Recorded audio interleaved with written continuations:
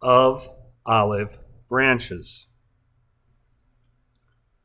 The smoke detector's klaxon awakened us. I gathered our daughter Esper as my wife grabbed her phone and threw on a robe and slippers.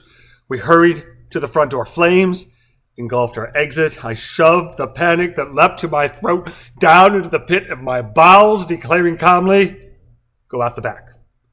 The rear exit was clear, and I grimaced as my barefoot stepped on something sharp as we trotted through the darkness to the front sidewalk. Our doorway was engulfed in flames, our frame of olive branches a blazing beacon in the night sky. As I declared, "I'm calling 911, I nodded assent while placing Esper's hand in hers. "What are you doing?" Esther asked, fear in her voice. "I'm only grabbing the garden hose," I said. "I'm not going in." Her nod of consent, accompanied by her moan of terror and our daughter's sobs, caused my jaw to ache from clamping my mouth so tightly. "Be a man," I remonstrated myself, aghast at my terror.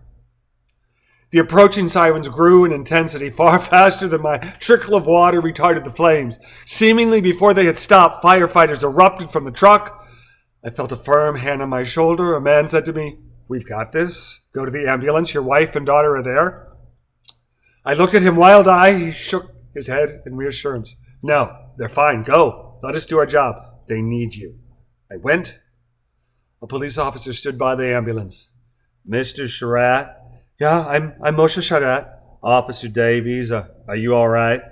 "Well, we're alive, and it looks like they're going to save the house, so I guess that's a yes." "Yes, sir.